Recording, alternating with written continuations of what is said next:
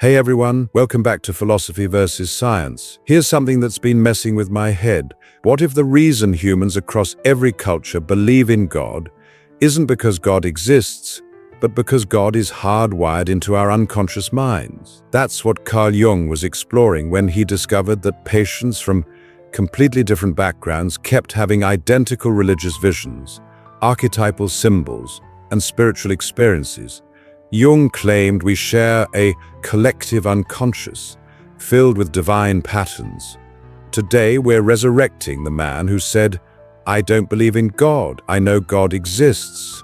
But he meant something radically different from traditional believers. Jung argued that God might be real as a psychological fact, not a metaphysical being. But modern neuroscience suggests that universal religious experiences just prove how similarly our brains are wired. Not that there's anything divine about them.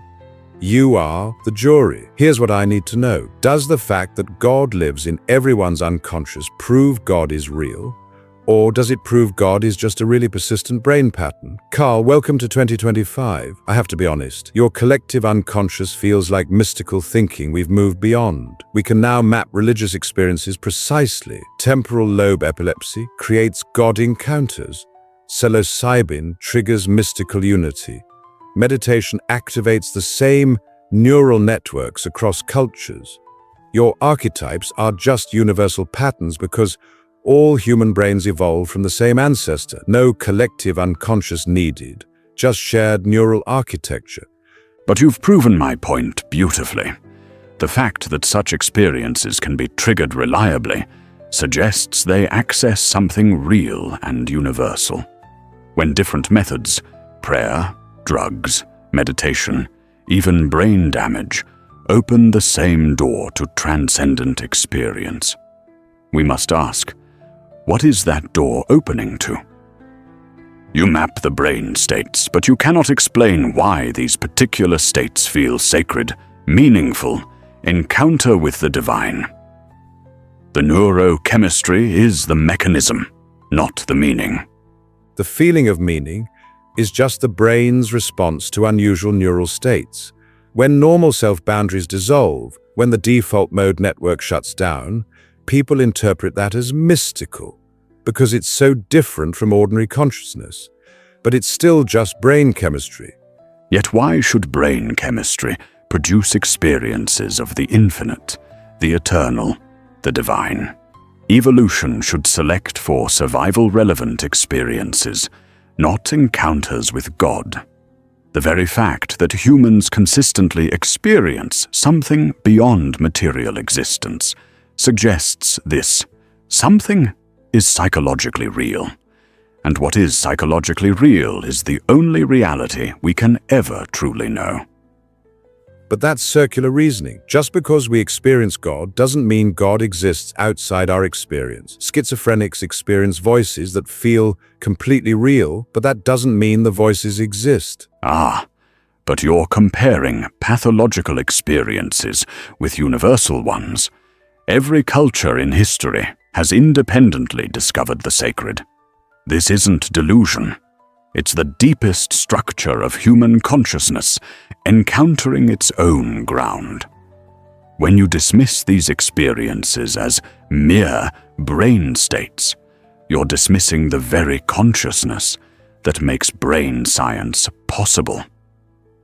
So, you're saying God exists because we experience God? That seems like wishful thinking. I'm saying that God exists as a fundamental archetype in the collective unconscious, a pattern of meaning that transcends individual psychology.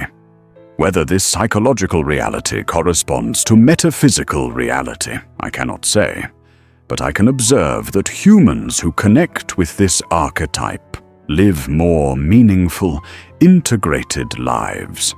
The question isn't whether God exists out there, but whether the God experience serves essential psychological functions that atheistic materialism cannot replace. Let me get personal here. I've worked with patients having religious experiences during psychedelic therapy. They encounter divine beings, feel overwhelming love, experience unity with cosmos.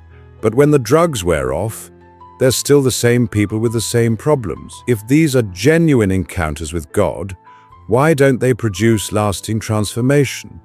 But many do produce lasting transformation. The question is whether the person can integrate the experience into conscious life. The divine encounter in the unconscious must be brought into relationship with the ego, not simply consumed as spiritual entertainment. True religious experience, what I call encounter with the self archetype, reorganizes the entire personality around a transcendent center. This is individuation, becoming who you truly are by aligning conscious will with unconscious wisdom. That sounds like therapy, not theology. Are you basically saying God is a useful therapeutic fiction? Not fiction, symbol. The most profound realities can only be approached symbolically because they transcend literal language. When someone says God spoke to me, they're describing an encounter with the deepest level of their own psyche. But this psyche extends far beyond personal consciousness into collective wisdom accumulated over millennia. But why call it God? Why not just call it unconscious processing, pattern recognition, emotional regulation? Why the religious language? Because the experience demands religious language.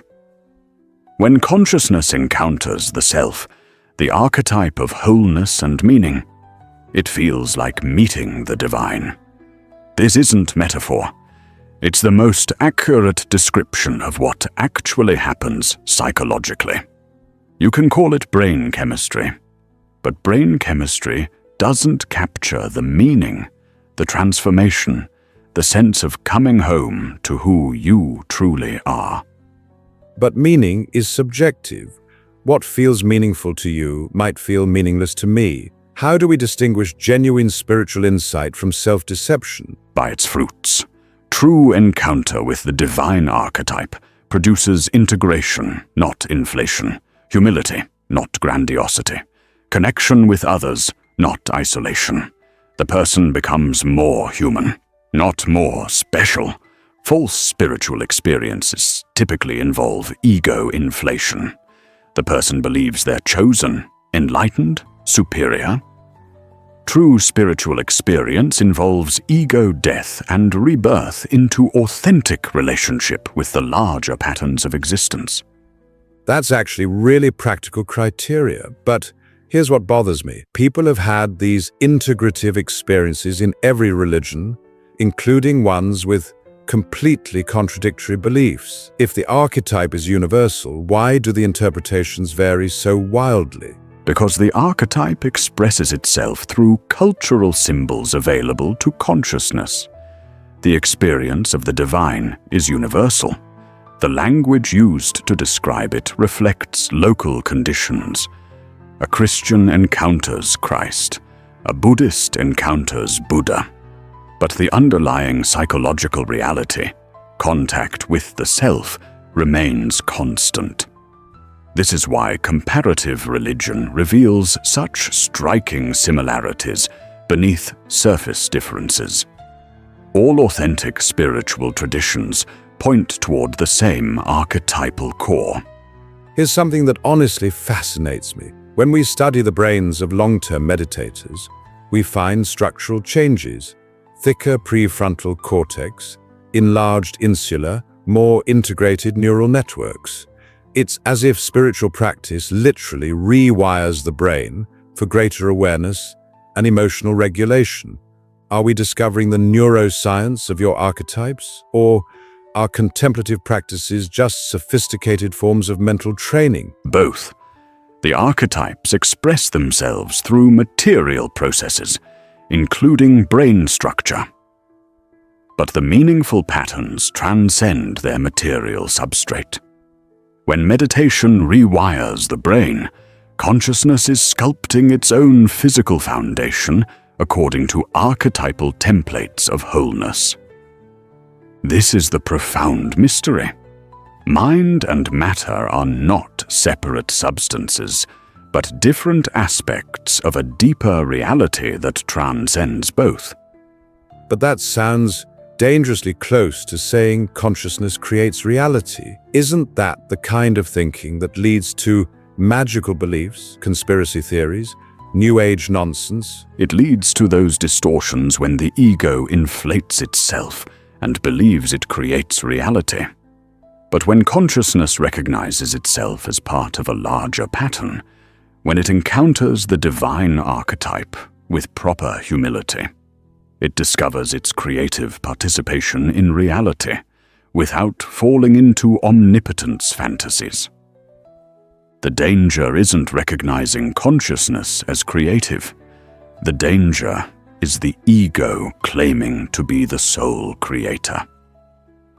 How do we know when we're encountering genuine archetypes versus projecting our own psychological needs? How do we avoid self-deception? Through careful attention to what comes from the ego versus what comes from beyond the ego. Archetypal encounters typically involve elements the ego doesn't want or expect. They challenge, surprise, even terrify the conscious mind. They possess a quality of otherness that purely personal fantasies lack. Also, genuine archetypal material tends to be universally recognizable. When you encounter a true symbol from the collective unconscious, others immediately recognize its power, even without explanation. That sounds testable. If archetypes are universal, we should find similar symbolic patterns across isolated cultures. And actually, we do. Flood myths, hero journeys, mother goddesses appear everywhere. But couldn't that just be common human problems generating similar symbolic solutions? Precisely. The archetypes arise from common human problems that transcend cultural specifics. Birth, death, meaning, suffering, love, transcendence. But why should material evolution produce minds capable of symbolically representing these universal patterns? Why should matter organize itself into consciousness capable of recognizing meaning? The existence of archetypal patterns suggests that meaning is somehow built into the fabric of reality, not imposed by human wishful thinking. Carl, I have to admit something. When we started, I thought you were just spiritualizing psychology, but you've made me think about whether reducing religious experience to brain chemistry misses something essential about what makes us human. Maybe the question isn't whether God exists independently of consciousness, but whether the God experience serves functions that materialist explanations can't replace. And perhaps you've helped me see that archetypal reality and material reality are more intimately connected than I first imagined. Your discoveries about neuroplasticity, about how consciousness shapes its own brain, suggest that psyche and matter participate in a deeper creative process.